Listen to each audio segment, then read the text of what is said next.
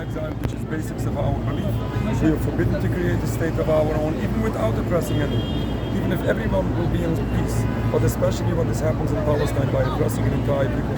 What we just witnessed days ago, where the Israelis came in and just killed dozens of people, babies, small children.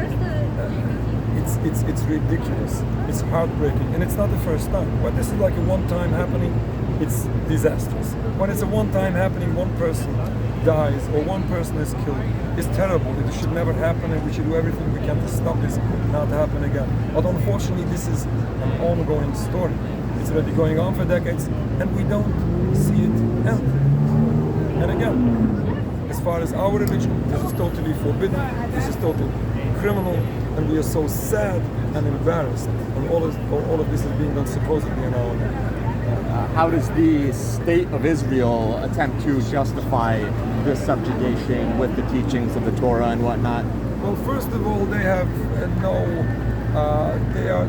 it's not necessary for them to justify it according to that religion that they don't practice. It's that religion that they chose to refuse to practice from the very beginning. The founders of the movement of Zionism, going back over 100 years ago, way before the creation of the State of Israel, were outspoken heretics, people who were embarrassed by their religion.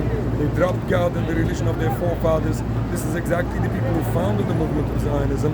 The State of Israel, to the present day, officially doesn't practice and doesn't follow anything within Judaism. You will find some individuals who do, but as a movement, they don't practice Judaism, and they have no special need to justify what they are doing according to Judaism. Yes, they would still misuse that very religion they refuse to follow, and they would take out of context some verses in order to use it to justify what they're doing. But it's a whole total hypocrisy.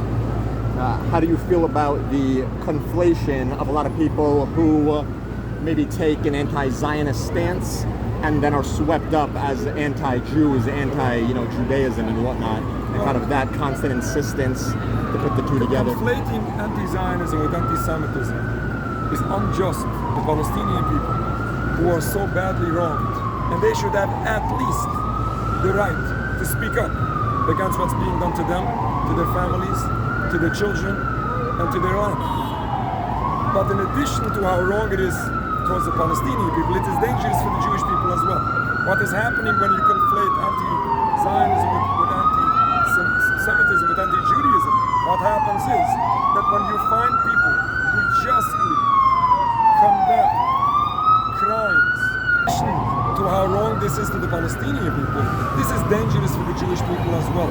Because what happens when one attempts to silence a person that justly condemns crimes being done by some people, sadly from Jewish descent. If you silence them with the accusation of anti-Semitism, those people unfortunately many times become anti-Semitic because you conflate it. In other words, when I say you, is those people who claim to be Jewish conflating the two. They are making the confusion and having people believe that anti-Zionism is anti-Semitism. Then this confusion unfortunately leads to true anti-Semitism, which is disastrous to everyone involved.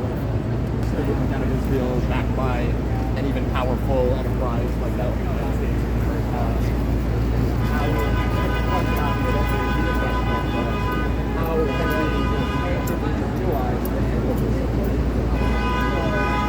First of all, no difference how strong the power is.